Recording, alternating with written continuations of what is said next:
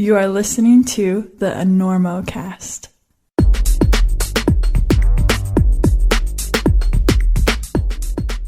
Does how you get your stuff to the crag really matter that much? Couldn't you just throw it in a hefty bag and sling it over your shoulder, or drag it up the trail to most cliffs just fine? Probably. But as long as we're on about things that don't matter, remember that the sun will eventually atomize the planet and suck it all into a black hole, including that beautiful rack you just finished accumulating. So does anything really matter? Well, disregarding that existential crisis, maybe it's time for a new pack from Black Diamond that looks better, carries better, and just says, I have my shit together. You can trust me. By the way, shoes dangling outside your pack? Red flag. For starters, Black Diamond's Creek 50 has become a legendary all-day crag pack with haul bag durability and a smooth finish. The new Transit series takes the same sleek, no flim-flam design to the streets with tight little packs for your on-foot commute, rolling to the gym, travel, or just running down to the coffee shop to get internet and update your Insta-Face My Tweet tick tube. Black Diamond also has mini packs for long routes, duffels for the gym, big packs for you kitchen sink types, lightweight running and alpine packs. All the packs. And guess what? They even have climbing packs without ice axe loops. Most of us don't need the ice axe loops, you guys. So to get the right packs to do what you want and only what you want from the climbers at Black Diamond, go to blackdiamondequipment.com or your favorite local shop.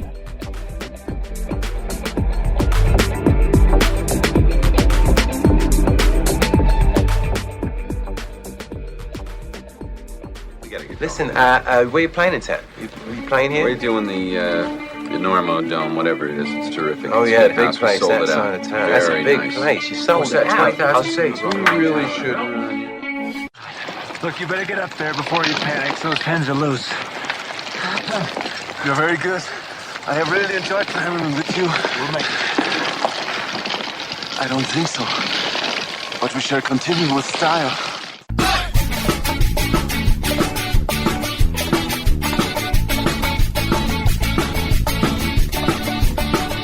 Bad weather. Now or later, anytime for climbing. Today's show is brought to you by Black Diamond Equipment, La Sportiva, and with support from Maxim Ropes. Maxim has been keeping the Enormocast off the deck since 2012.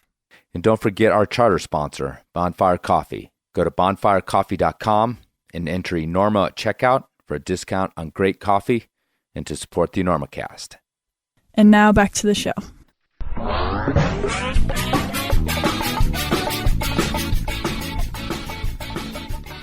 Hello and welcome to the Enormocast. This is your host, Chris Kalous. It is July 14th, 2022, about 10 a.m. here in Colorado, and this is episode 245 of the Enormocast, a conversation with four-time return guest. This is his fourth appearance, one of your favorites, one of my favorites, James Lucas.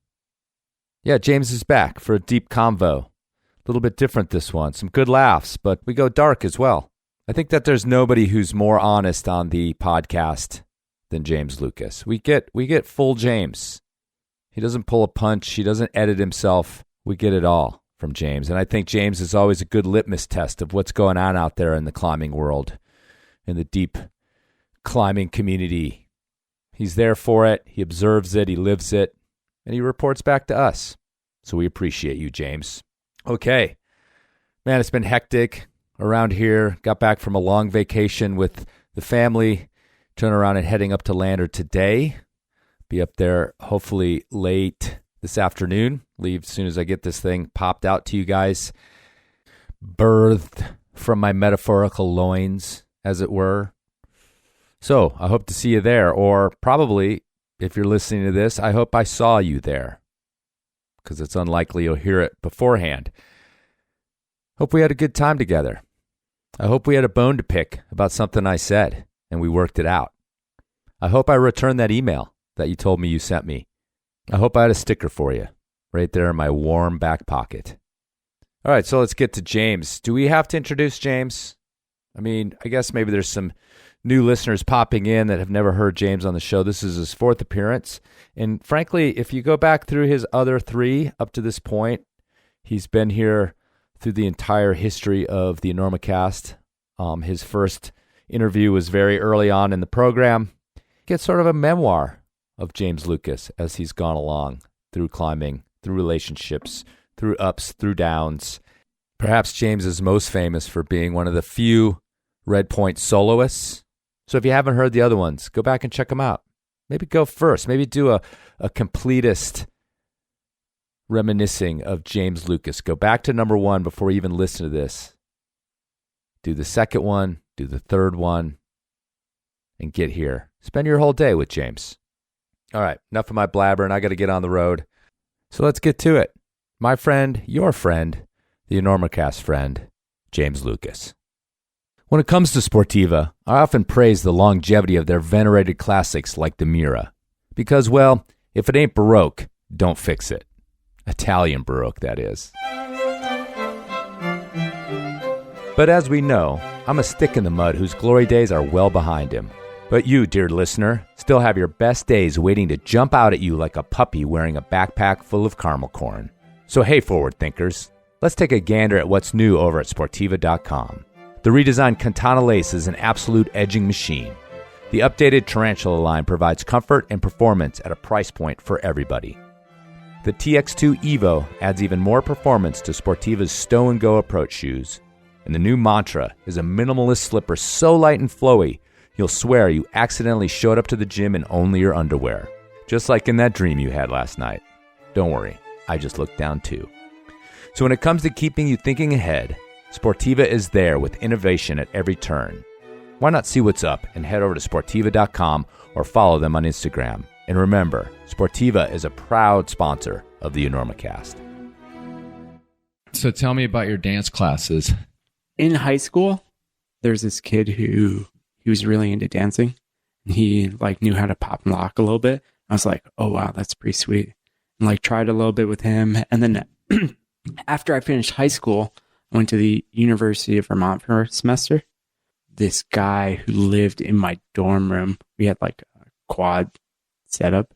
He used to dance with the Floor Lords in Boston, like some legit breakdance crew.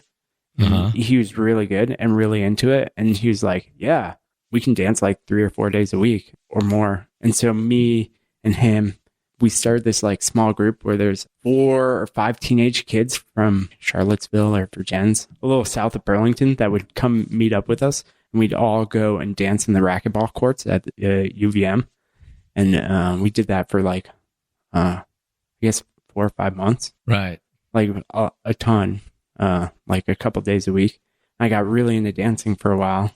And then... Were you ever so in it that you'd go like shovel the snow off? Off the courts? Off the courts, like wax the linoleum. Yeah, like the Real Thing or whatever, the bouldering movie where they had to clean all the snow off the font boulders. Oh, yeah. No, I wasn't that. Okay. Wasn't that I was motivated. just thinking Vermont, like eventually, tennis court dance season's over. Yeah, totally. You can't do it. But you got a lot out of that. Yeah, I got a lot out of it. And then when I left school for like, I just did a semester there, and then I was like, I like need to do something with my life. And it was like, oh, I could like get really into dancing more. I like that. Or I could like get into this rock climbing thing. I got more into rock climbing. Uh-huh. But when I moved to Yosemite, I was still really psyched on dancing for a while, and was pretty into it. And I met another employee at the concessionaire, and we would dance sometimes. And then I also like got some cardboard and had it in Curry Village, and like would try and like work on my 6 step and some of my like windmill moves, like outside of my tent cabin. Like Mikey Schaefer has distinct memories of that. I remember seeing videos of you dancing. Yeah. Like you put some stuff on social media. Yeah, like over the years. Yeah, of you dancing. I'm really into it. Like I pretty much at night, I'll like drive out of the canyon to go and sit at like City Market and watch TikTok videos of someone like dancing. Yeah. It's like actually kind of. It's funny that you say that because that's one of my like sort of little indulgences on. I don't have TikTok, but it all links over to Instagram now. Yeah, I follow a bunch of dance stuff. Yeah, it's not that different from climbing. Right. Like it's just like this choreographed routine where you're moving your body around a lot. I mean, the big difference is that when you're climbing, you're like grabbing holds and there's like a visceral sensation of like the rock on your hand or in your fingers or however, like your body in space. Whereas like when you're dancing, there's no like outward force that like makes you feel like you know what you're doing or what's going on. You're just kind of like moving your limbs around. And what's your what are your sort of, is it goal oriented? Like, do you have like I want to do this type of move? I know breakdancing sort of had that kind of vibe to it. Yeah, like, where can people you pull that this off, this like stunt or move off? Yeah, like my buddy at UVM, he could do like air flares, which is kind of like, you know, when you're on a pommel horse and people like kind of scissor their legs around. He could do that on his hands. Yeah. That's sick. While like flipping upside down. Right. Like he was really good. But I don't really have any ambitions like that. Because I lived through the very first wave of breakdancing, like as a kid. Like that. Like Electric Boogaloo. Yeah. Like that happened when I was, you know, like in 7th grade. Yeah. So it was like right in the wheelhouse. And I remember at the sort of dances, like people doing little, like trying to do some popping and locking and the wave and the worm and all this. It's like the super like things that almost have become cliche because they're like all the sort of funny stuff about breakdancing. But that was like, you see someone at a wedding and they're like, oh, doing the wave or doing the worm. Yeah. And so like in the moonwalk, you know, like that came out of that scene too. Yeah. But yeah, it's because Thriller came out when I would have been in like 7th grade. Yeah. Or 6th grade. So, and Michael Jackson's just like moving across the floor. And that dance is kind of derivative from James Brown. Right. James Brown was all into that. Just making his feet slide. So he like just zipped across the floor. Yeah. And he was really good at it. And then Michael was like amazing at that stuff. Such a phenomenal dancer. Yeah. So it's cool. I mean, the other question I have is over the years is like getting into this dance thing. Well, I'll preface like this, and I think I talked to Laura Sabrin about this, like my kind of like secret sort of thing, because I knew that I would get ridicule for it, was like outdoor skills. Like I lived in the suburbs and I would go out into these woods and like, you know, try to start a fire with like sticks, like rubbing sticks and like look for plants, edible plants, and like look for animal tracks. Right. But even as like an 8th grader or 7th grader, like I was aware enough to not let people know that I was up to this shit, because I would have gotten so much shit for it and bullied. It has like your dance thing ever felt like that? Like it was like somebody's gonna bully me, or like, you know, you're in Curry Village and you're like busting out your mat, like I mean, in the climbing scene, you know, I mean, would you have the balls to like set up over across from the project wall and start doing some shit? Probably not anymore, because I'm not that good. Okay. I think I was a lot bolder when I was like 20, whereas now I'm like, ooh. But for the most part, you were just like, I'm dancing. Yeah, I was like, I don't give a shit what you guys think. Yeah, I'm into it. Yeah, and I mean, I'm still like. Earlier today, I was like shopping at the city market and thinking about like kind of all these four count moves that I would do in dance class, and I'm kind of like pushing my shopping cart, like moving my hips back and forth, and then, like one shoulder up, another shoulder up, and then maybe I'll do 2, and then 1, and then 1 and 2. Yeah. So, at the Newcastle City Market, or no, the city market here. When I was over here earlier, I was like, oh man, I'm like jonesing to get back to dance class. That's awesome. Yeah, because you know the other thing is, when I was a high school teacher, which I don't know if I've talked too much about that on here, but I used to say that to like my sophomore boys and my freshman boys. Yeah, is like, I'm like, look, you are not going to believe me right now. Like, this is one of those things where you're just going to roll your eyes at me. Yeah. But I'm like, you should learn how to dance. Yeah. And like, learn how to dance for real. Because it's just like money in the bank as far as like getting girls. Oh, yeah. I mean, like dancing with another person kind of dancing, because we would go, you know, because we had all these like, you know, Latino clubs at the school. and you would go to their little get-togethers, and those kids, especially like the kids from Chihuahua and stuff, like the sort of ranchero kids, could dance like crazy. Oh, really? Like just these classic, like almost waltzy sort of dances that go with, that ranchero music and stuff. Like real set, like a lot of real set steps. Yeah. But like it just looks so fun. And all the sort of white kids or whatever would just kind of like, oh, that's stupid. That's dumb. And I'm like, no, dude. No. Learn how to do this. Because everywhere I've gone as an adult, the guy who knows how to dance, he just makes women swoon. Yeah. And I don't know how to dance. I'm for someone who's like a variable musician, like I'm too like in my head. Like I can't, I'm too county. I'm too like, because I've gone and taken lessons, or you do like salsa night at some bar or whatever, and I'm just like terrible at it. Yeah. Well, like I am too. Like I can kind of like, I don't mind getting down on the dance floor. Right. But I'd like to actually do a dance that's like has, sort of steps and moves and things. Like forget it. Yeah. Like a salsa or something, or like basic, like, if it's Western swing or East Coast swing or whatever. Like, I can't do that shit. Save my life. But I've always wished I could. Yeah. I've witnessed like the majesty of it. And I'm like, man, if only I'd spent my youth doing that instead of like, totally. I don't know what I was doing. Yeah. Well, I was learning to play guitar. That's mostly what I was doing. The classes I'm going to, I go to like a house class and a hip hop class, and they're more like social dances. Right. So a lot of it's actually like learning how to just like do these really super basic steps. So you're just like the guy who's not like, you're not like trying to kill it in TikTok. Sure. You're just like having some idea of what's going on. Right. And that's really all you need, because the bar is so low that if you can like hop a bar at all, then you're in there.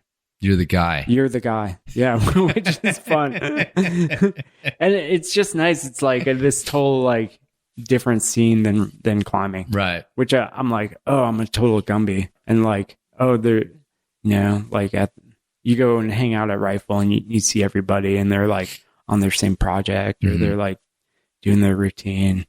You're like, I know this. Like I've heard beta about Rifle for like 15 years. Like I don't want to talk about Rifle beta. It's like, oh yeah, but like here's dance, and that's like new and exciting and pretty fun. Is it like therapeutic? Yeah, definitely. Yeah. It helps a lot. I was having a hard time like this fall. One of the things that grounded me was like, okay, I'm like here and I'm going to go to dance class. Like, I don't really give a fuck about climbing right now. And so I'll just like go to dance class, and it's an hour and 15 minutes. And I can think about like, okay, I'm going to like do these steps, and like, okay, I'm just going to like count to 4, and like, okay, I'm just going to like focus on getting better at this. And do you have any like desire to learn like sort of couples dancing, the kind of thing I'm talking about? Yeah, maybe. Like I guess like you can go to those things without a partner, right? And that's fine. Yeah, it's not a big deal. And everybody goes to those and they like dance with other people because that's how you learn. Right. It's not just like you dance with the same partner all the time. It's like in climbing where you dance with someone who's better than you, someone who's the same, and someone that's worse. Right. And you like learn. Well, that's the problem when I go to those classes, is nobody worse. Yeah. So it's quite intimidating when you get, especially like those, like I've been to like a Western swing class, and it's like, some like 60-year-old lady is just like, she's just twirling you. Yeah, just twirling my hats around. Like, it's just like, oh, honey. And I'm like stepping on her feet and stuff. Yeah. And she's just like, oh, honey, like, you gotta just try to like loosen up a little bit. You're just like, I know. Sorry, babe. Yeah. So anyway, I just like, I remember I went, I might have told this story on here because I've told it a bunch, but I went to this gig or the show, and I was living in Southern California in Long Beach. Yeah. It was like, this woman named Candy Kane. It was like kind of rockabilly. Right. And, we're at the club. It was a great show. Super cool, like rockabilly guitar and all that. And there was this guy there, or the couple there. Okay. And like they could get up, and they were clearly like professional or competition level swing dancers. Yeah. And just go like full on, right, like, hardcore swing. And like the whole place was watching them as much as they were watching the band. But the thing I remember that made this impression on me is this guy would basically like dance with his partner, but then he would just go and like literally like ask these random women to dance. Like they'd be in groups of women and they'd just be like, couldn't hear any of it, but you could see them be like, no. Yeah. No. Yeah. Like too intimidating. Laugh and he would just kind of insist. Yeah. And then he would put him on the dance floor, and he was the kind of guy that like could make them dance because he could lead them so well. And like they would dance for a few minutes, and then, you know, he'd like thank her and put her back on her seat and her table, and like we'd watch it. He'd walk away, and like 4 seconds later, like literally the woman would just like collapse on the table, and like all of her friends would just be like, "Oh my god!" Yeah. And, like it was my buddy Bruce. You might even be listening to this, but we were both just like, "What?" And that is the most amazing thing, you know, that he could do this. And I know it's coming across like super sexist, but I just don't know. In my life, I haven't met very many women who don't enjoy being with a guy who can like actually dance. Yeah. You know, and like, then it makes a difference. And the way this guy could like make these people dance, like beyond what they thought they could do, because they clearly were not necessarily dancers, but he'd spin them a few times and just it's pretty rudimentary. Yeah. I mean, like the bar is so low that it's like, oh, you can just show this person how to do this thing. It's sort of like you go climbing for the first time and someone's like, oh yeah, now we're gonna rappel. And then they put on the ATC and they're like down the end of the rope, and all your friends are watching and they're like, oh my god, did you just went down the cliff. Exactly. Yeah. But I it was funny because like both of me and Bruce are like these climbers, right? You know, and it's like, what do we got? We're really good at like climbing, you know? Yeah, it was funny. I was super stoked on it. But I always remember that day, and that's when I was telling my students, I'd be like, you got to be that guy. Yeah. Like, that's who you want to be at a wedding, at a party. Like, you want to be that guy. Yeah. Not the dude over in the corner that's just, like, slamming beers. Yeah, like, totally. It's just, like, a good way to be, like, confident. Oh, yeah. And that was the thing. This dude was just like, you. Yeah. Me. Now on the dance floor. Yeah. And that's all it is. You're just, like, showing you're confident. You're like showing that you're capable of doing something. You're not afraid of like criticism from a bunch of people who like, I admire it. Yeah. Who don't really matter or care. Right. They're like, if they're critical, it's because they can't do it. That's why I asked you that, is because I admire like that you were in Curry Village on a piece of cardboard, like dancing. It's because I would never do that. Yeah. I don't even like to play guitar in front of people unless I'm in a band. Oh, really? Yeah, where I hate the campfire crooner thing. It drives me crazy. Yeah. It's just like too much. Like in a band, you can kind of hide out. And there's like a separation between you and the crowd. There's and a literal stage. Yes. Yeah. And the crowd has, not always, but for the most part, are there to participate. Right. And the whole thing with the campfire crooner is that those people bust their guitars out whether you want them to or not. Right. Frankly. It's like, how much time till we hear Wagon Wheel? Oh, there it is. Yeah. But anyway. But no, I admire that. I totally admire that. Yeah. So it's this whole facet. Has it replaced pie baking for you for the most part? Oh yeah, for sure. Because like I was really into pie for a few years. And then like when I moved to Boulder, I was like, oh man, I'm a little thick. Not just in the crust. It's like, oh yeah, maybe I should stop eating so many pies. Right. And so then excise it from your life. Yeah, it was like, oh well, what are some other things I like to do? And the pie baking was actually something that I picked up. Wasn't it to try to dominate the mountain fair? Yeah. Oh. Yeah. Wasn't it? Was he looking for the bathroom? Yeah, probably. Okay. I hope so. I don't know who that guy was. He's like, oh man, I've been sleeping in here for a week. So many people are in here. He's like, did somebody mention pies?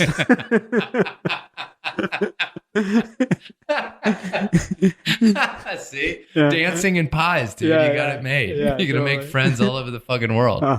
Yeah. I thought you got into it to try to dominate the Mountain Fair pie baking contest. Oh, yeah. Well, I had some like experience like baking pies for friends, and like I tried to impress some girl baking a pie, and then I got really into it. But I'd been dancing before that. Okay. Like I have distinct memories of like being under the Bridger Jacks in Moab in like 2001, and like listening to my mini disc player and like dancing around some juniper tree. Oh, really? Being really psyched about it. Right.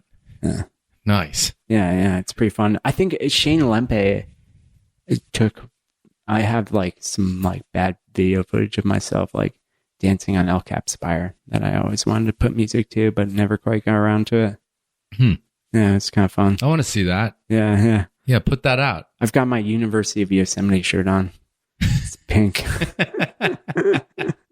So in that long discussion of dancing, I asked you if dancing was therapy. Yeah. And then you said, well, yeah, last year when I wasn't doing so hot or something like that. So do you want to get into that? Yeah. Well, I guess right before the pandemic, okay, I got laid off from Climbing Magazine, which was pretty sweet, kind of, because I started collecting unemployment. And right. I made more money on unemployment than I did working for Climbing Magazine. But then I also didn't have a lot of direction for a while. And so I was like, oh, what am I going to do? I don't know what I'm doing. I finished the Yosemite Valley Bouldering Guidebook, which was a cool like project to do, but I was pretty directionless, and that kind of always affects my sense of confidence and sense of well-being. And it wasn't very helpful for my relationship. I slowly started to get depressed, and then things with Nina and I didn't work out, I was really upset about.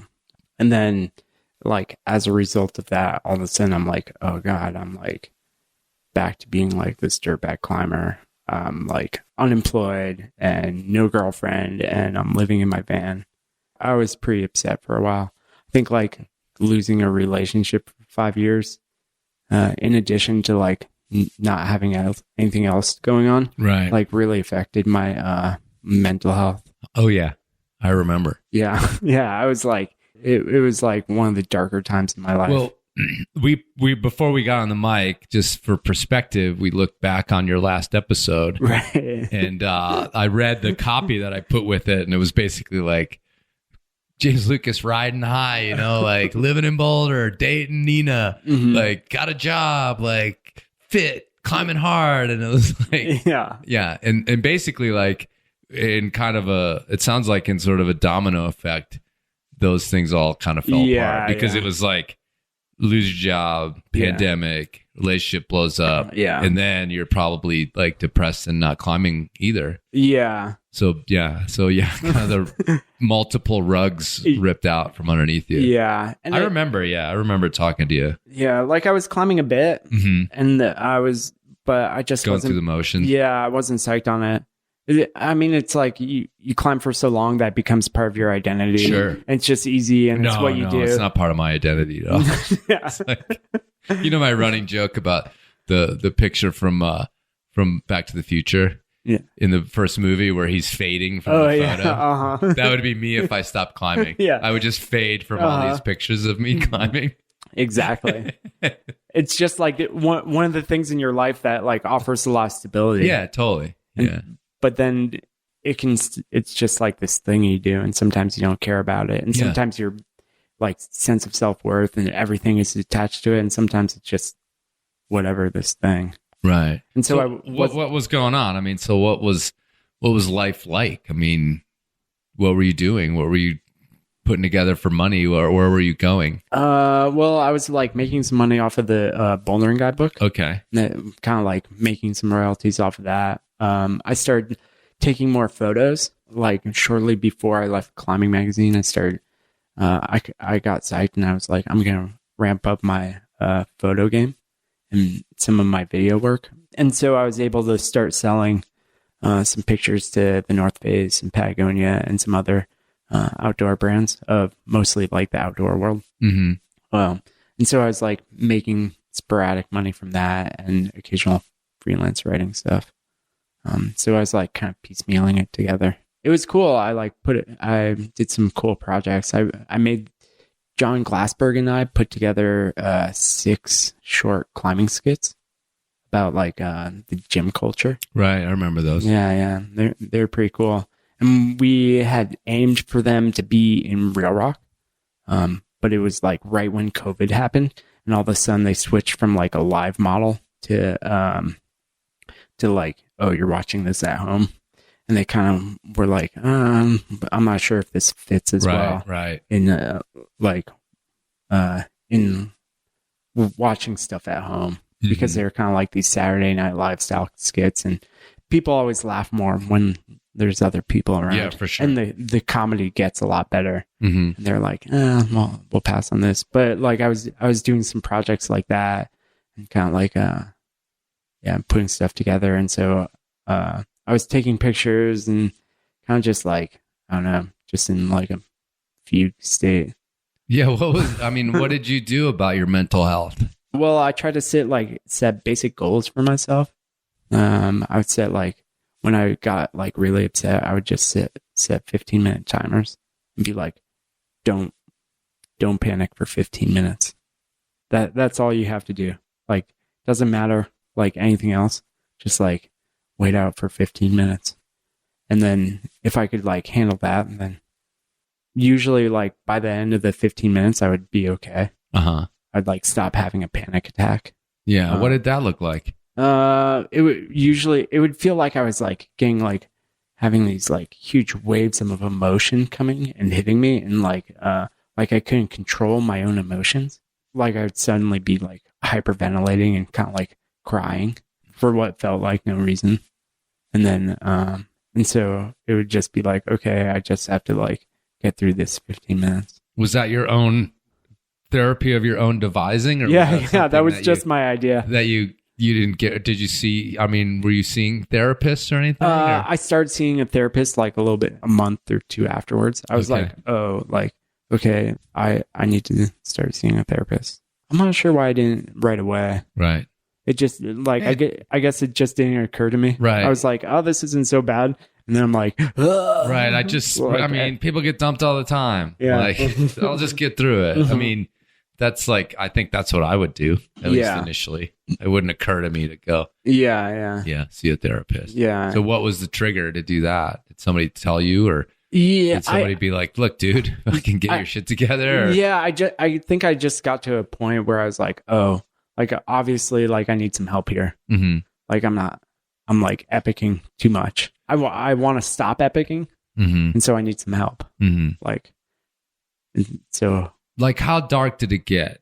I don't know. Were you going to like drive your van into a tree or anything like that? Maybe. I remember like I came out to rifle one weekend and like climbing with Chris Widener a bit. And like I went into town for some reason. And then I just like started like driving back into the canyon, like being like, okay, like how long could I like keep my eyes closed while I'm driving? Mm-hmm. Like, and yeah. And that's it. And then like when I got back from like went to Eldo, I went and on-site free soloed the yellow spur. I hadn't like really soloed that much. You'd never done the yellow spur. I hadn't in all those years. No. Wow. Yeah. Didn't know where it was. Right. And it, like and so like got up there and was kind of like just like went for it. And one of the things earlier that summer, I actually went to Vegas for a little bit, and I helped out Renan and Honnold on this VR shoot, and watched Honnold solo the roof section of Desert Reality, of Desert Gold. Desert Gold, yeah. Yeah, the 511 plus roof crack. And it's so sick. Yeah, it was like the footage is really cool. Like if you get some Oculus goggles, you can like watch it and you're like 10 feet away. I'm like, if you like look down in the goggles, you'll see me. I'm like standing on this little edge. And it's a little tip for you guys. Yeah. If you get on there, don't forget to look down and see James down there. Easter eggs. It's like one of those things. Yeah, those things in Google Earth or whatever where you can find shit on the cam. Yeah. Anyway. And so, but I was just like watching Honnold, and like one of the things I was kind of like, oh yeah, like he rehearsed it for a few days. And one of the things that makes Alex really good about soloing is he kind of like practices and he like warms up and he gets in like a soloing mindset, you know, whereas like when I was just like, oh yeah, I haven't done this in a while since I was like 20, but fuck it. Right. And the last time I was soloing a lot, that ended really well. Yeah, that ended well. Yeah. So why not do it again? Yeah, exactly. Like, let's get back into it. But I was like, it's kind of interesting because I'd done so much bouldering. I'd done a lot of like highball bouldering where you're kind of like rehearsing and then climbing like these like short 512s, like climbing like skyscraper in lower Chaos Canyon.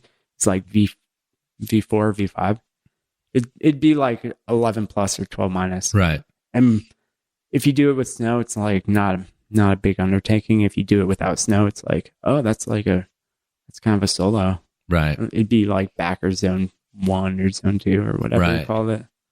And so like I had like this different approach and different mentality to it, but still just kind of like going for it. And so did that, and then like did the I soloed the Outer Space. Have you done that one? Yeah. Yeah. But like rehearsed it. Sure. Like went over, I'll like check this out, see if I want to solo it. And then like go up there, drop the rope down, like rehearsed all the sections. And sometimes like when you're soloing, like a crux might be, the physical crux might not always be like the mental crux. There's like a significant difference.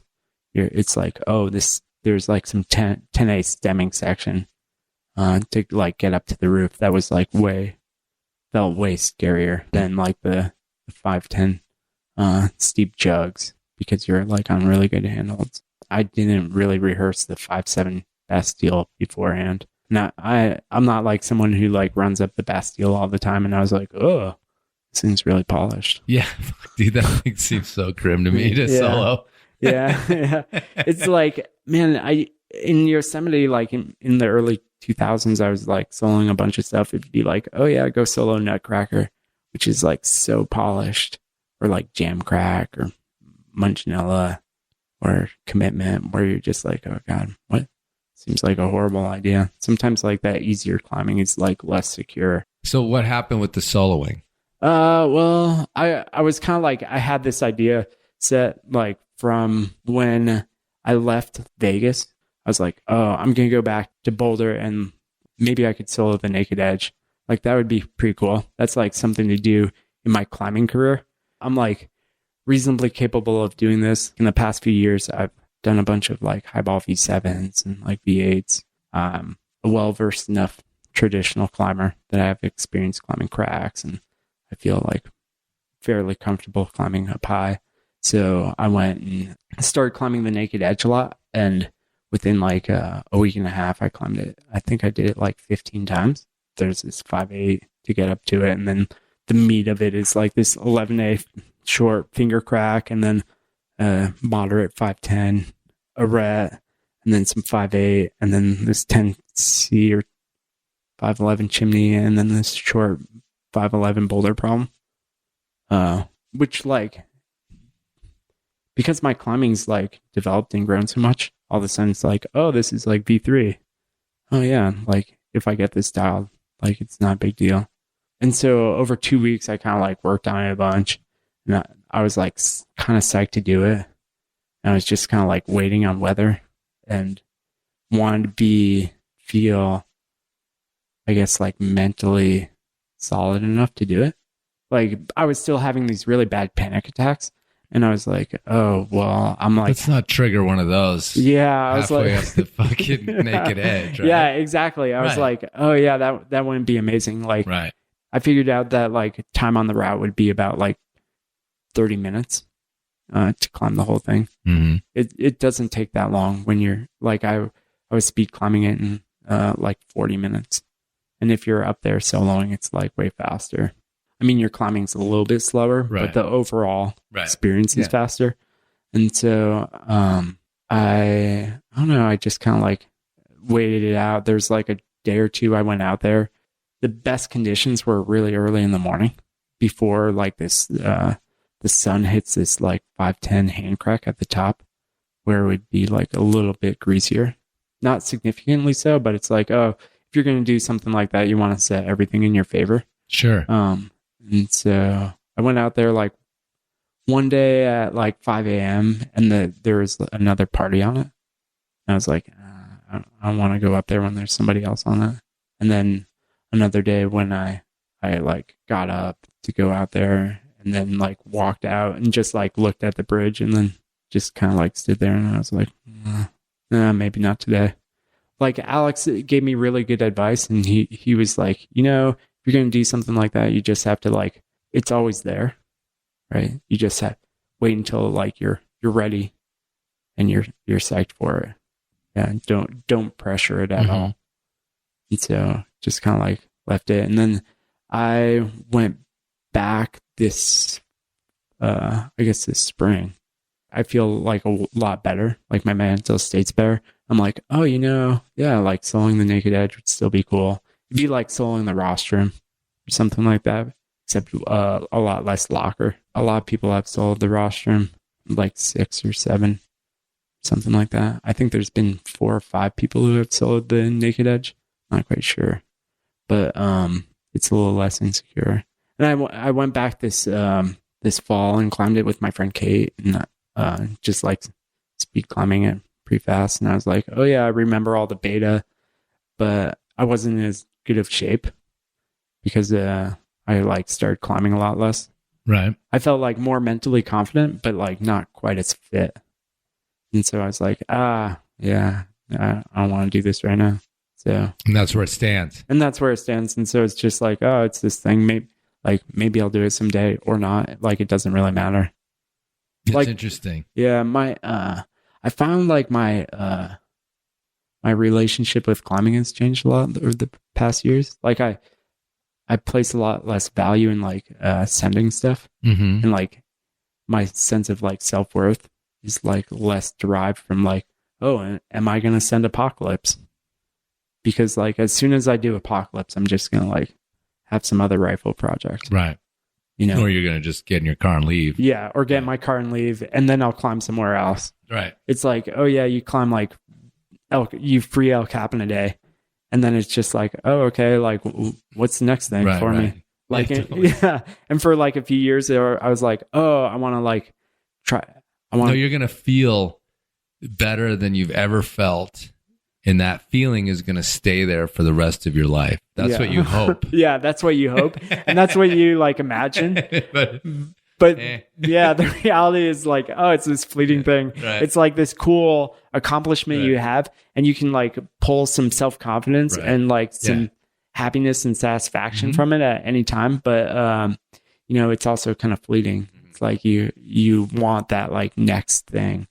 Yeah. Well, I mean, maybe Alex gets to do that. Yeah. You know, maybe the free soloing El Cap thing has been something that could be like, I can sit on this for a long time. Yeah, maybe. I don't know. I mean, he still like goes out and does stuff. Well, I was curious actually when you were talking about that, because I know you have a really close relationship with him. Yeah. I feel like he has a few people like you that he kind of, it's not quite like a father figure, but it's like this, you kind of lean on his like raw sense. Do you know what I mean? Like Jordan is the same way too. Like Jordan was telling me a story about how like Alex is like basically like sorting his mail for him and being like, look, you need to pay this bill. This stuff's all crap, but you need to like, you better take care of this one. Like, you know, just like he has this sense that, you know, this like common sense, I think is part of his like vibe. Yeah. And so I was wondering if you were like consulting him on this soloing thing, because there's no bigger expert in the world. But also he's not going to bullshit. Yeah. You know, and he's also not gonna be like, don't do it, James. Yeah, he's like, not gonna be like, stop. don't do it. Like, yeah, you're crazy, but he's gonna be like, here's what you need to do, and if you can't get there, then consider waiting or whatever. Yeah. So it's like a good, it's because obviously if someone tells us we shouldn't do something, it kind of motivates us to do it. Right. And I'm flat out say no, Yeah, and I'm not sure that's like the kind of advice that people really need a lot of times. Right. They want someone who can like relate and to like understand them to some degree and just be able to like talk about things. And Alex is like super supportive in that kind of thing. Right. Like I actually like this winter I was at like Camp Honnold for a while. Like hung out with stayed with Alex for a couple months and climbed at the Clear Light Cave at Mount Potosi. Mm-hmm. And then with Jordan for a little bit. Jordan was all part of that mix. Yeah, it was pretty fun. Alex was all like getting all angsty about his sport proj and his upcoming baby. And then we were just like going sport climbing all the time. Yeah. And I like didn't really care about climbing. I was like, okay, I'll like go hang out with my friend. He's always motivated. Right. Like I can just like hang out with this dude who will like provide some direction. Yeah, like hitch your sort of psychic wagon to this guy who's so like motivated. Yeah. And always seems to have a direction or something stewing or like and things all planned out or whatever. Right, exactly. And that stuff kind of thing is like you hang out with people like that and then all of a sudden you like become a little more like that. And it's like, oh, wow, like I better get my shit together. Like, oh, like Alex is like, where are your goals for the day? Because he wants to talk about his, right? Or like, he's got like his like idea of training isn't some like laid out like super program from some training company. It's more like this Excel spreadsheet where he's like, okay, I'm gonna like do my core workout 10 days this month, and then he makes like a little check, and then he's like, oh, at the end of the day, I get a check mark, right? Oh, I want to do fingers. Oh, Feels good. I did fingers like 5 or 6 days. The check marks feel good. Check marks. Yeah. And it's like the whole reason to make a list. Yeah. You cross shit off the list. Yeah. You're just like, you feel great. Check. Yep. Yeah. It's like these little dopamine rushes that like make 100%. That make you feel better about like whatever your depression is. Like, if like things are horrible for you, at least you like check something. You did your fingers too. Yeah. You did your hangboard today. Yeah. It's like, you got that going for you. You made it through your 15-minute timer. Check. Right. Yeah. So what else? I mean, you're the thing that's kind of interesting about this depression, and I did interact with you during this, and I understood it, and I understood what you were feeling, from the relationship problems to the career problems to, what about like let me say this, like the one thing that's, I think, a really tricky thing about like, the sort of dirtbag lifestyle, and you've been sort of a professor, and have written about this and sort of contemplated it, is that like when shit goes bad, like the feeling of being unconnected to anything, that and it's a weird paradox, because that feeling is what was so intoxicating about it when you're on top, right? Like, I got nothing, I can just do whatever I want or go wherever I want. And the dark side of that is that when the shit hits the fan, you're like, well, I don't really know anyone here, and I don't, it's like I gotta go park in a parking lot somewhere and like wash my face in a freaking City Market bathroom, and like, do you know what I mean? Like all that shit, like that seems so cool, and like I'm free. And I feel like, we've talked about this ad nauseum, but like that wall, you hit it eventually as a dirtbag. And it makes all these other problems like so much harder to deal with. Yeah. It's like that lack of structure. Right. You're like, which again is the thing you love. Yeah. I don't have to do anything today. I can do whatever I want. I can do whatever I want. But then you're like, oh my God, I can't get out of bed. Right. And there's like there's nothing compelling me to get out of bed. Well, and the interesting thing is like, I've never lived, we've never sort of lived in the same community. But I had the same feeling about you. Like I knew you were out there somewhere, and I knew that you were like having trouble, and I we'd cross paths or we'd text or whatever. Yeah. But it wasn't like you were here in the town where I could go and be like, let's go, dude. Or like, let's go climbing, or like, do you know what I mean? And so it was like, and I think like the problem there is that like, I think when you have this group of community friends that are spread out all over the world, like that can seem really cool, but it can also seem really distant. Yeah. Mm-hmm. You know, so what, I mean, did like your friends, we were just talking about Alex, did people sort of step up, intervene, or just let you deal with it? I had some really good, like super supportive friends. I mean, Alex was really cool in there for me. I stayed with Mikey Schaefer for a little bit in Reno. All right. I stayed with Emily and Adrian for a little bit, and then stayed with Tara Kirshner and Greg. Oh, right. And they were like super supportive. Like when I was with Tara and Greg, I started like getting my act together a little bit more. Like still like really depressed, but I started going to dance class. And it was like, okay, all I got to do is like make it to Monday and go to dance class. And so like that kind of stuff was helpful. And I started like being like, okay, I'm just going to like set these arbitrary goals for myself of like things that I'm going to do. Like I'm going to go take pictures of this like lunar eclipse, or I'm going to go take photos of this other thing, or go to dance class. And it's like a lot of people like don't really know what to do or say. And you just need someone who's like empathetic, not like they're really giving you advice, but someone who's just there. Right. And like understand, like they don't really necessarily need to like exactly understand what you're going through, but just someone who's like listening. Well, it's interesting you said that, because I was just thinking about like, before you even started saying that, but it was like the styles of kind of intervention. And you know, one of them is simply like to incorporate you into what that person is doing, which I think was like Alex's style. Yeah. Like, this is what I'm doing. And if you want to come along and like, you should come along. It too. Maybe you'll get something out of it. Versus I can imagine like Tara was someone who you could like really talk to. Yeah. And someone who's experienced some of these things, you know? And then I don't know Greg, but he seems like more of a machine too. Like, you know, has his ducks in a row kind of a dude. Yeah. So, but yeah, it's interesting. Like, to think of someone like you as so many friends, but then I think when the shit hits the fan, it's like, do we all come running, or do people run away? Do people disengage, or I mean, everybody, like nobody knows.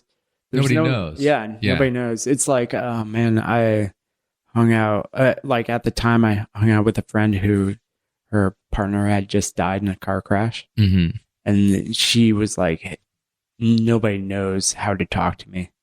Like nobody knows how to like relate to what's going on with me. And she didn't know either. Right. There's like no solution. Right. And so she was like, like I don't know what I need.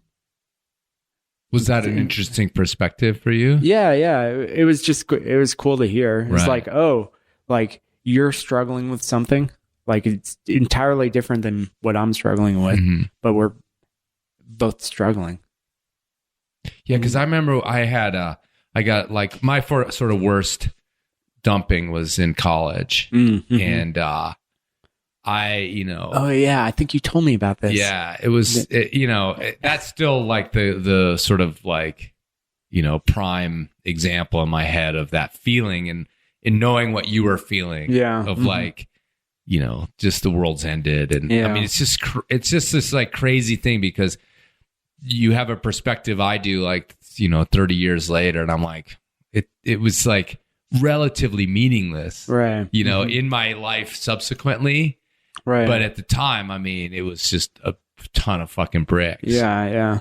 I mean, but like, and this is like kind of morbid, but a week later, a good friend of mine, one of his friends was killed in a climbing accident. Like literally about a week later. Yeah. And it just snapped me out of my shit.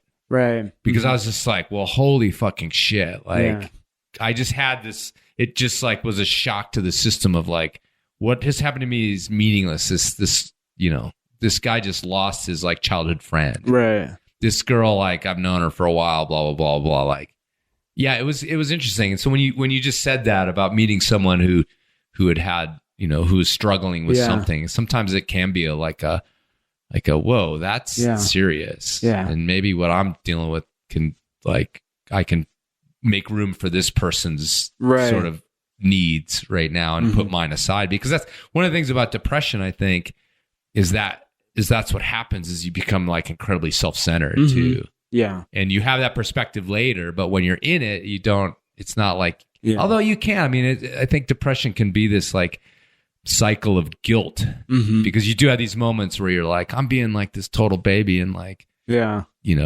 which just makes you feel worse, right? It's like, you know what I mean? Like, I mean, we were talking about this cycle of like how these things like kind of just build on each other. Yeah. But I mean, your perspective on that, like what sort of broke the cycle, do you think? It was just slow, gradual, like getting through the 15-minute timers, going to more dance class, like starting to feel a little better and like making it through like events that I was psyched on. And then slowly being like, going from like, okay, I'm going to make it through this short period of time to being like, okay, I'm going to make it through this like longer period of time to like, oh, okay, there's this thing I want to do in December.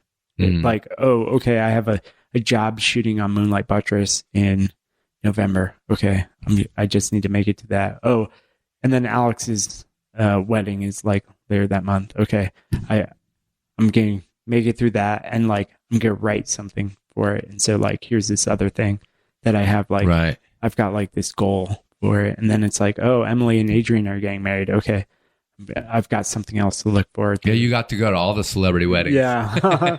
Yeah, it was impressive.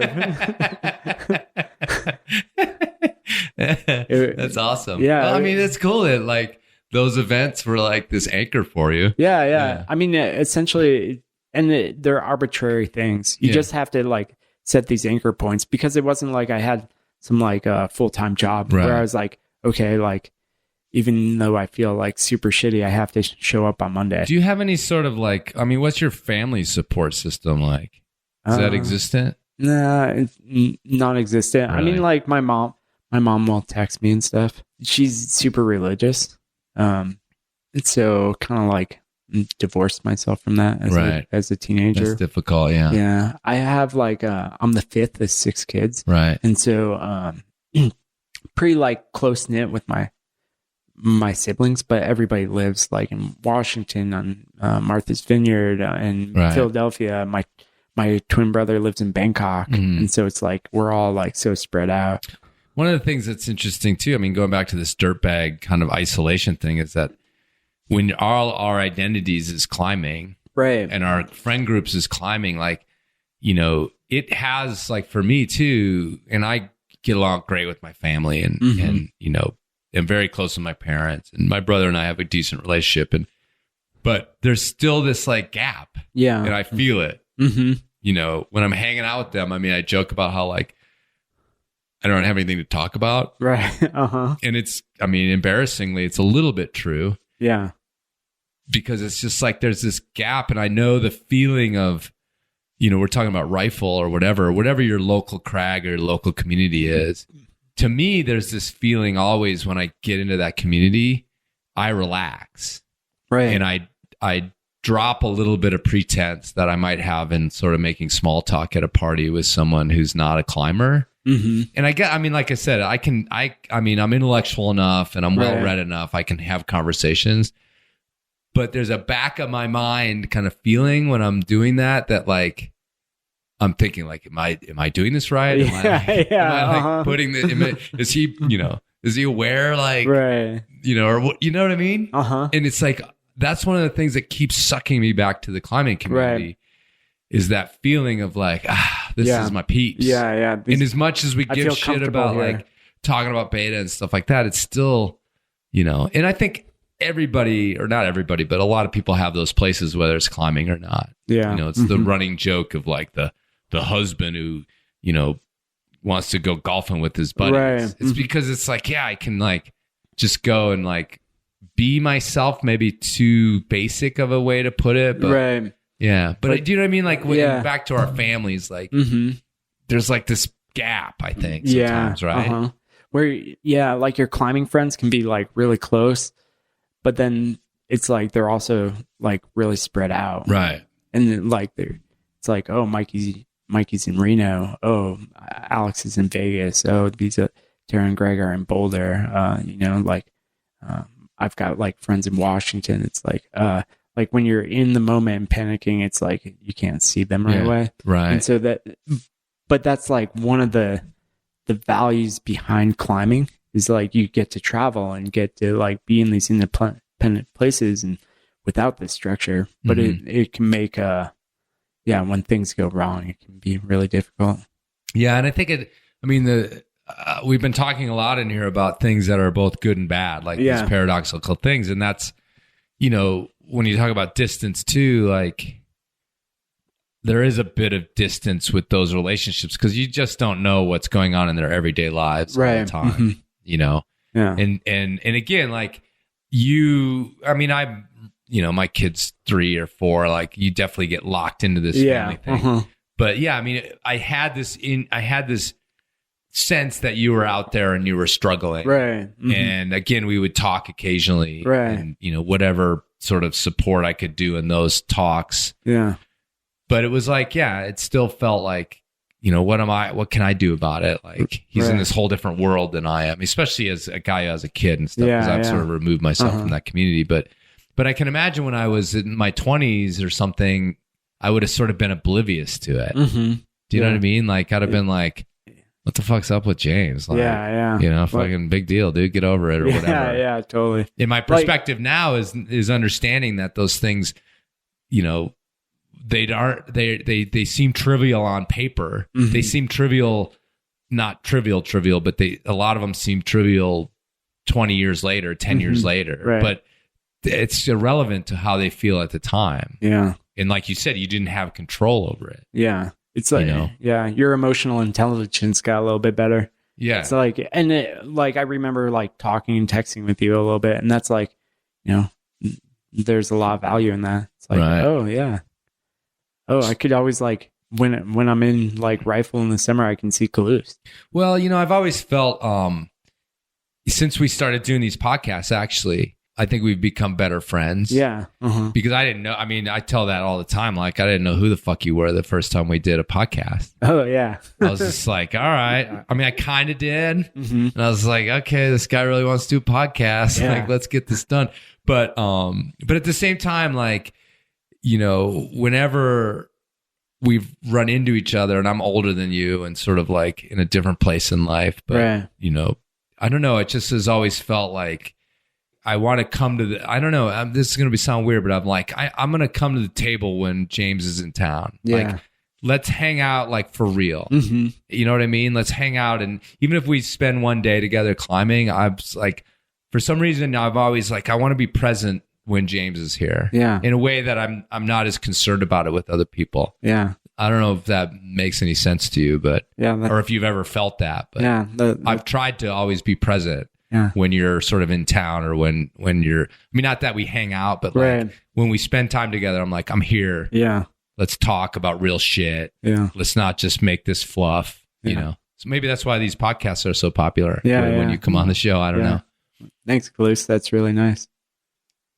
I don't know if you've ever like perceived that, but I've tried. Yeah. So thank you. And it's hard when you've got a 3-year-old or a 2-year-old kid to like, it's involved. It's like my brain's always split between the climbers and what I'm doing at home a lot of times. So where are you at now? We're talking about recovery in a way. Yeah. So I guess like, I was hanging out at Honnold's for a lot this winter, and like hanging with Honnold, I was kind of like, I want to like get back to Boulder, and I want to like. He's like, you got to get out of here. Yeah, I was.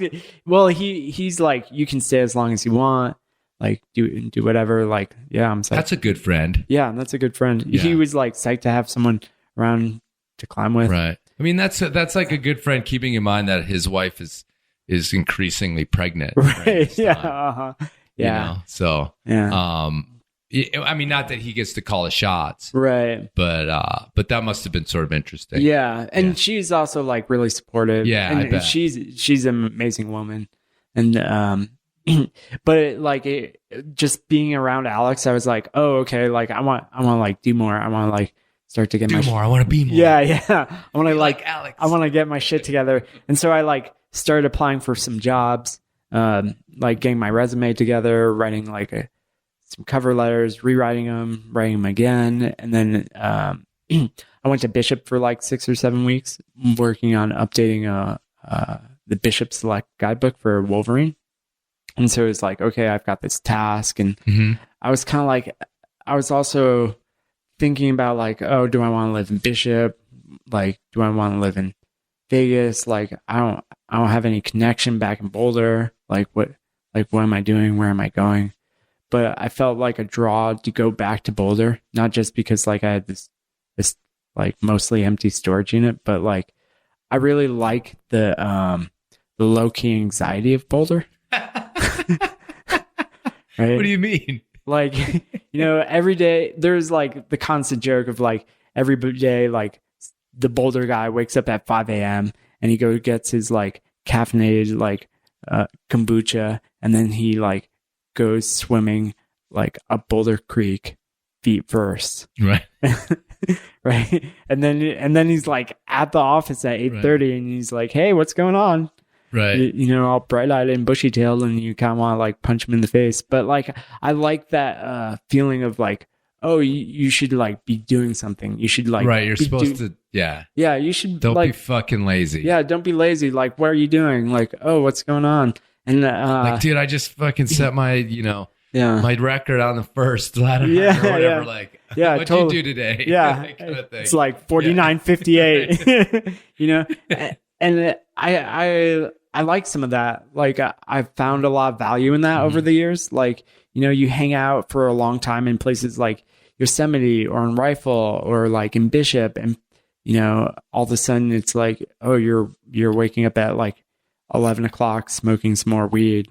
And you're like, you're like doing yoga on a picnic table thinking about like, oh, am I going to try my project today or not? I don't know. And it just seems like your life is like stagnating or like not moving as fast. And I've come to understand about myself that I like that. Well, and you need for progression. And like when I was like really upset and depressed, is like, oh, I like need these things. Yeah. And they're like really helpful for me, and they keep me accountable to have these like random goals and to have other people like also talking about it. Like it's probably that maybe Boulder's filled with depressed people. Yeah, I don't know. It's like this weird mix. But the flip side of that is that you also can understand that you can get sucked into the other thing. In like for me, it's a simple kind of example, but it's like video games. Yeah, like I am susceptible to sort of video game addiction. Oh yeah, I have been since I was a kid. Yeah, with like Atari and shit that you don't even know about because you're too young. So knowing what they've done to these video games, like I fucking avoid them. Like, I mean, it's like you could put like, the most modern version of like Call of Duty in front of me and put heroin in front of me, and I'd be like, I'm better off with the heroin. Yeah, for sure. At least in the short term. And so it's funny because like if you get old enough and you're self-reflective enough, your sort of weaknesses. And I feel like maybe you're talking about that. Like, you can be sucked into the yoga mat. Yeah. And maybe I don't do my thing, and I'm going to eat a pie and just like chill. I'm just going to chill. Yeah. So you need like this, like you said, you called it anxiety. Yeah.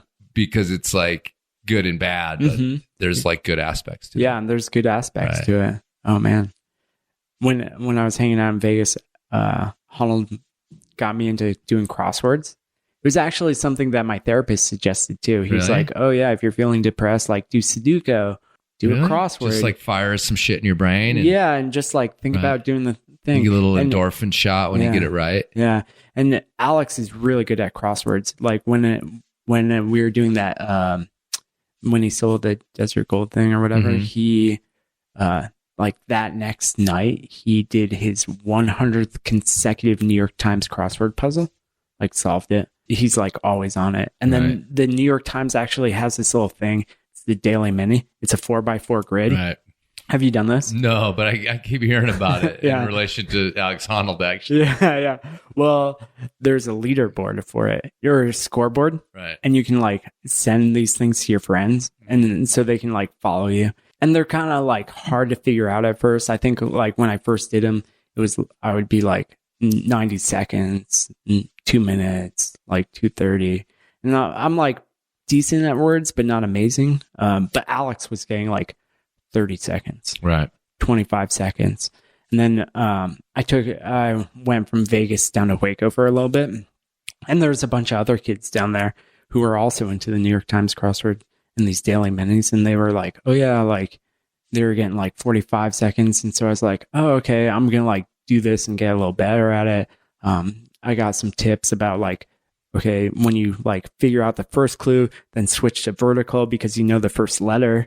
And then like if you can guess the last letter, then like there's some strategy to solving it faster. Yeah. And then one day I was like trying this crossword puzzle and I like exited out for a second. I was like, oh yeah, use the bathroom or whatever. And then I went back in and I realized the timer had stopped.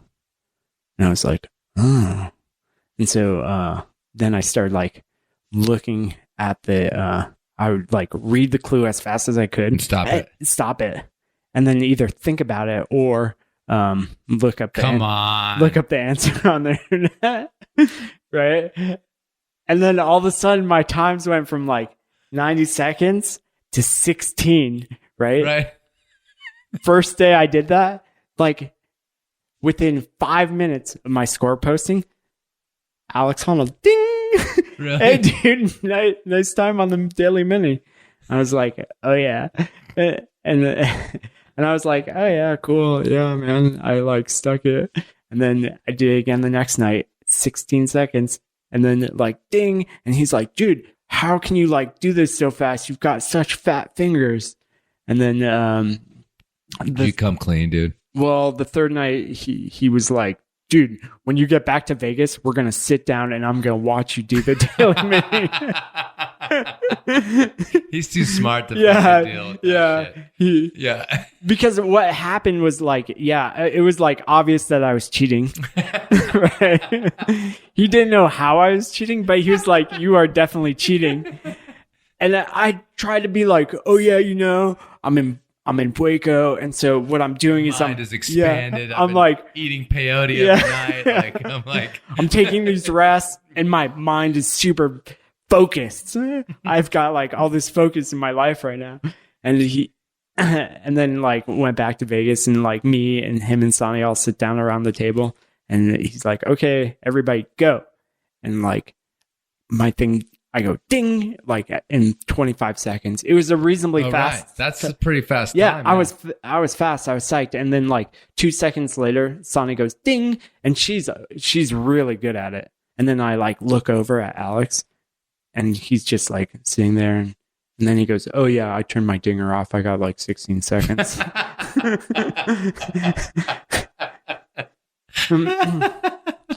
What about like work wise? What's going on with that? I mean, why did we get on the crossword tangent? I don't know. Because we were talking about video games. Oh, right. And then I got excited about the crossword thing because I still do it. Right. And then like, I've also healthy. Yeah.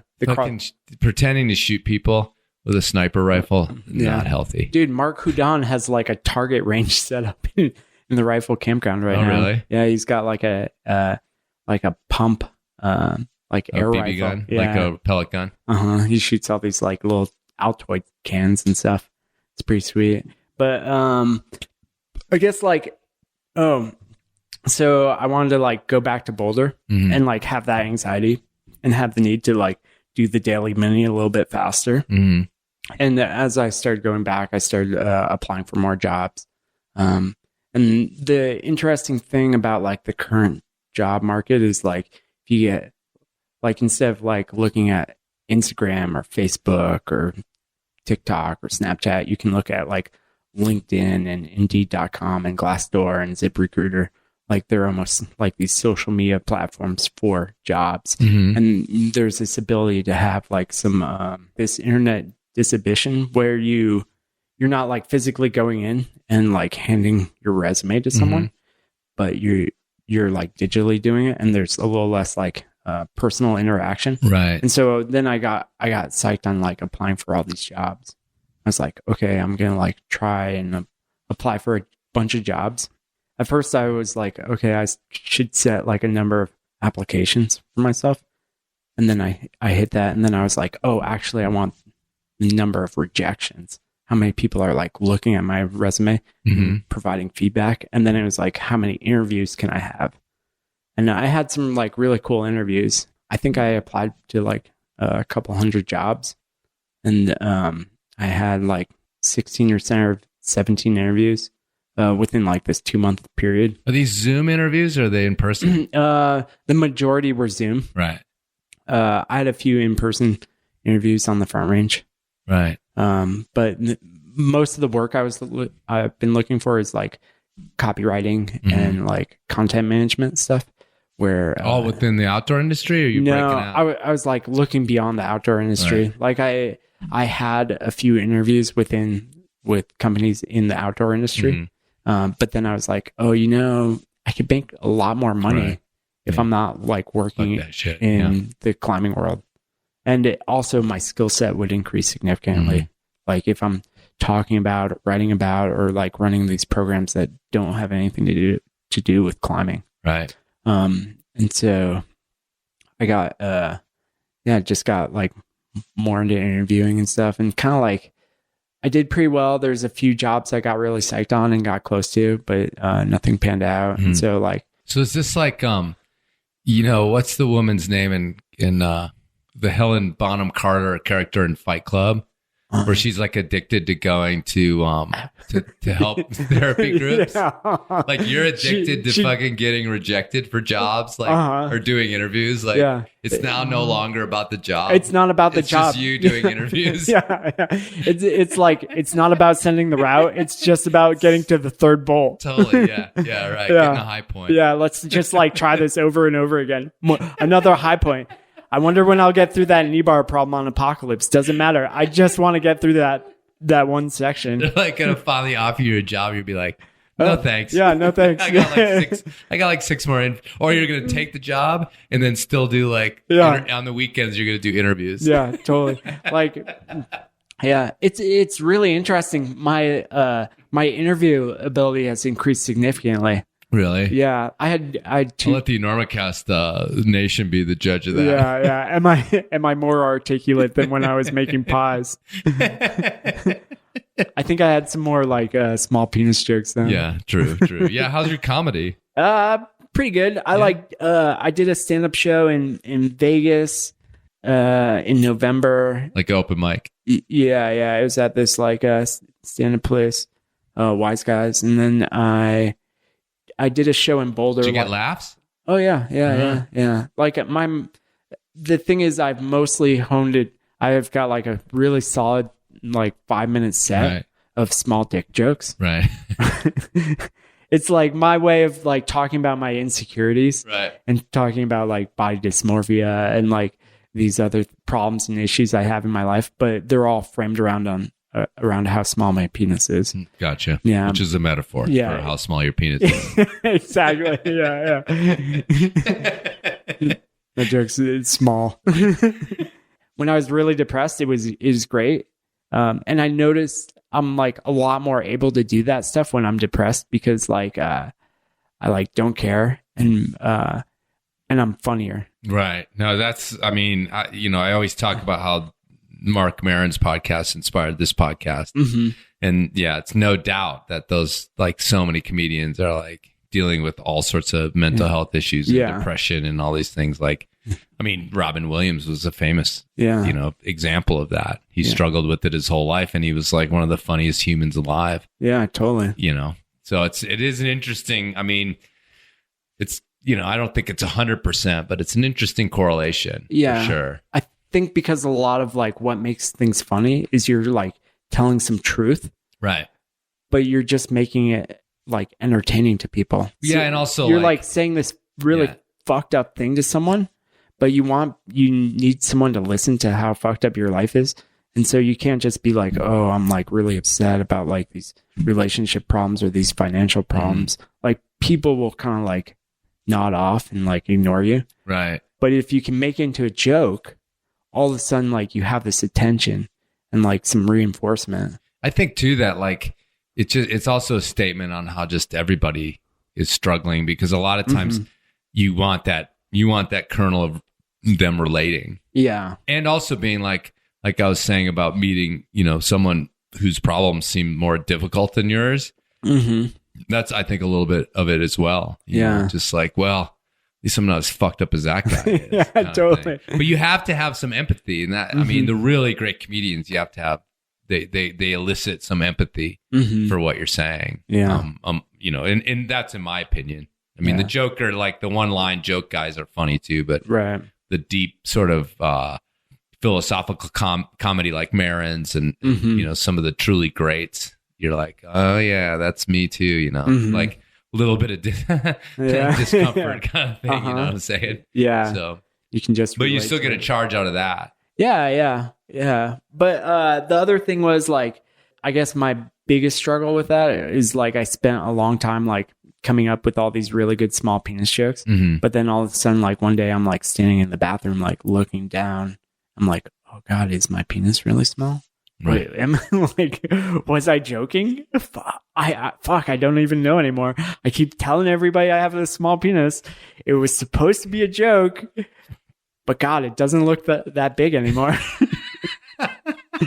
So you've projected it out into the world, and it's become a physical fact. Yeah. What you're getting at. Yeah. Anyway. So I'm like, okay, now I like need to find some new material. And so like working on that. All right. Well, let me ask you a couple more questions. Because we wrote down, or you sent me a text.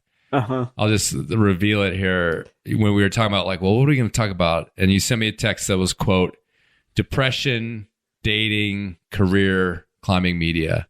And I joked that it was like a semi-rad cartoon where that just is a big circle where the depression ruins the dating, ruins the career, and then climbing media just causes you to be more depressed, which ruins your dating prospects, which ruins your career prospects, which, so it all goes around in a circle. So let me point in on the dating thing. Because, that's sort of an interesting subject when we were talking earlier about our kind of community and our circle of friends.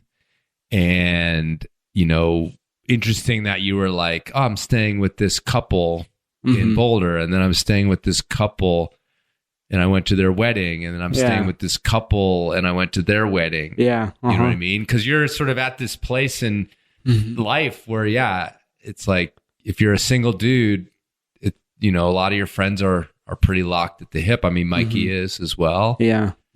So what is dating like out there in the climbing world, or whatever world you're trying to date in, or are you trying to date? Yeah, I'm like trying to date. I'm pretty psyched right now on like trying, but like not really. I don't think I've got like much like capacity. I mean, you're still in your van, right? Yeah, I'm still in my van. Living in your van. Right, but like it's crazy because I mean, I used to like live in my Saturn or like a tent in the woods, and it was like, I bet I told this joke before, but do you know what it's like to have sex in the back of a Saturn station wagon? Yeah, me neither. Right? I know what it's like to have sex in a ProMaster. All right. Yeah. Boom. Yeah. And I think there's just like the culture has That's really what they're for. Yeah, for sure. Yeah. Yeah. And you can like stand up and go take a whiz afterwards without having to crawl. Exactly. And like your partner's like a little more psyched. It's like a little easier. Yeah. The whole situation is just, it's way better. Right. And I think like the climbing community as a whole has changed a lot in the past like 20 years. It's a lot more accepting. And then also I'm like a little more confident. Right. And like know who I am a little bit more. I go to dance class. Right. And then like the other day I was at the Arsenal, and some random girl came up and like leaned up against my van and like looked in at me and my buddy and was like, "Do I know you?" I was like, "Whoa." that sounds like me 15 years ago. Right. Trying to mac on some girls. Right. But it was the other way What around. was your reaction is more the important part. I was like, no. And then you slam the door closed. I was like, I don't know. I've got a twin brother, but he's in Thailand. I was like, maybe you recognize him.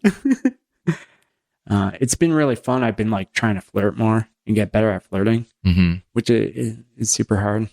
It's like, I'm like kind of awkward. I'm like, James? I'm like, hey, check it out. I can dance. Check it out. I bake pies. I'll like walk up to someone and like, I just feel like really weird a lot of times. And so I'll like strike up a conversation by asking someone like last week in Rifle, I was really into talking to people about how they wave. Oh, right. Yeah. I was like, oh, like, if I wave at you, right? Like how do you wave back? Are you going to use your dominant hand? Right. Are you going to like one kind of like hand up, like Luke Parody? He just like raised his hand real quick. I saw Margot Hayes and she went like 2 hands up. Ooh, nice. Yeah. She was excited. I saw like Mark Houdon. Yeah. He got really into like the Queen's wave. Right. Where you keep your elbow kind of stiff and you just twist like your arm. Yeah. Twist your arm. Yeah. And so like those were all like, that's like my opener. I'm like, nice. Oh, how are you good at waving? How's that going? It's okay. Right. Not amazing. What, Madeline actually gave me really good dating advice. Oh God. I don't know if this is good dating advice, but go ahead. Yeah. Madeline was like, she's like, James. I mean, keep in mind that she's a lesbian. Right. Okay. Right. And married. And married. Married. Right. She was like, hey, you should keep tampons in your car. And I was like, really? Like, and so I like asked a bunch of people at the Crag. I asked some other dudes if they had like tampons in the car. A lot of dudes who had girlfriends had tampons in their car. Well, yeah, but was it of their doing or just they end up? Because there's fucking tampons all over the place. I guess they just end up in a relationship. Right. But like, and I even asked some girls if they'd ever asked men for tampons. Right. And the girls were usually like hard no. Yeah. Like that thought had never occurred to them. So according to Madeline, how does having tampons in your car lead to a possible, if not relationship, at least hitting it off with somebody? Well, her thought was that like if you're there for someone when they need one, right, then that will help your credibility. I get that notion, and because that is like empathy and right. But how is it that logistically that works? Because as you said, women never ask guys for them, right? So where does the intersection between some random stranger needing a tampon and you arriving at just the right time with one, and that not being like weird? Yeah. Well, I haven't figured that part out yet.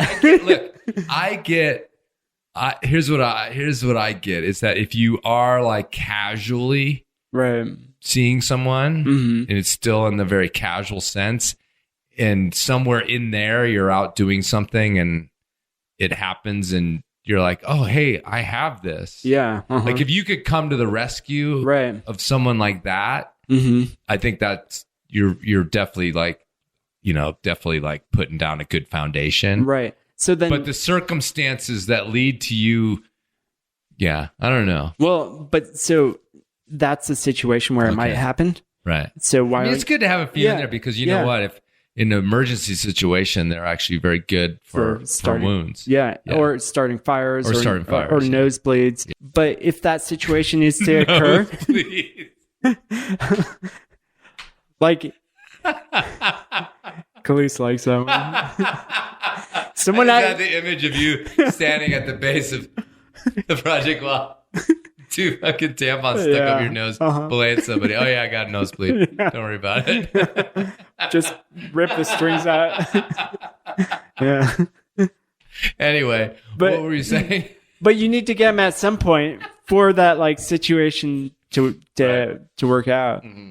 And better to have them on hand than not. Well, report back if it all transpires into you being the knight in shining armor or shining tampon. Yeah, well, are able to save the day. Yeah, we'll see what happens with Madeline's advice. Right. Yeah, let's be honest, she might not be the best one for hetero advice. Hetero advice? Yeah. Maybe. I mean, she knows women. Yeah, she does. So that's I mean, I think advice from lesbians for hetero guys is probably pretty solid advice. Yeah, I think so. Yeah. It when I mentioned this, I tried to take a survey and ask a lot of other women about it, and they're generally agreeable to it. Did that get you anywhere? Just asking about their periods and tampons? Probably not. I mean, I don't think so, but at least I'm opening up the conversation. Sure. And maybe this will help some Enormocast listener. Yeah, exactly. So speaking of which, this is you're a 4-time Enormocast champion. That has to count for something out there in the dating world. Am I right? Yeah, hopefully. It's either that or I'm going to have to start plugging Alex to make an Instagram post. Didn't Tommy hook up, wasn't that in the Real Rock? Tommy hooked up, Adam Stack. Yeah, Adam. Yeah. I think no, I think Alex put something. Oh, Alex did. Yeah. So that's not a bad call. Yeah. So you're leaning on your friends to hook you up. I mean, that's always been the case. Though. Yeah. There's nothing wrong with that. Yeah. You've always. I mean, that's just a standard issue is leaning on your friends for hookups. Yeah. Way better than dating apps and stuff. Right. Those things are they're grim. Well, 4-time champ. So if anybody out there is interested in a first date, either with or sans tampons, James is here for you. I'll have 2 for my nose.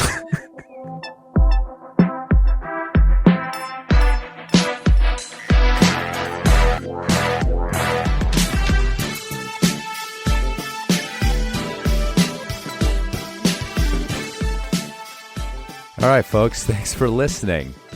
And thanks to James Lucas for coming on the show, going deep. And that little tip about the tampons. I don't know, maybe weigh in on that. Does that seem like a good idea? The nice thing about James Lucas is he really doesn't have anything to promote. I just went over and looked at his old blog, Life of a Walking Monkey. It's literally James Lucas Blogspot. And 2014, most recent post. So that's kind of dead. I suppose you could find him over there at Instagram. And if you do have a job for him or an interview for him, hit him up over there at Instagram. I'm sure he'd be happy to come in and interview for your phantom job that he doesn't really want. But I, for one, would love to sit in on a job interview with James Lucas. Okay, folks, be safe out there. It's summer. We're banging it out. It's hot. You start to get a little woozy out there in the heat. Maybe not paying attention. Little heat stroke creeping in. But of course, you have to pay attention. You have to be careful. Be kind to each other. Look out for each other and check your knots.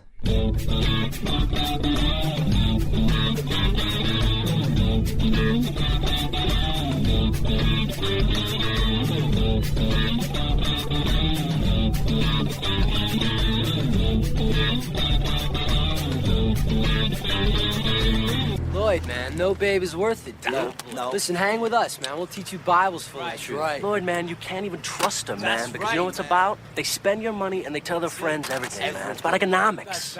They tell them everything. Man, all you gotta do is find a girl that looks just like her, nail her, and then dump her, man. Get her off your mind. Your only mistake is that you didn't dump her first. Diane Court is a show pony. You need a stallion, my friend. Walk with us and you walk tall. Walk tall, my man. Bitches, man. You can give that kid a compliment. Hey, dude, I better bill. Later for you, Luke. Be cool, man. I got a question. You guys know so much about women. How come you're here at a gas and sip on a Saturday night, completely alone, drinking beers? No women anywhere.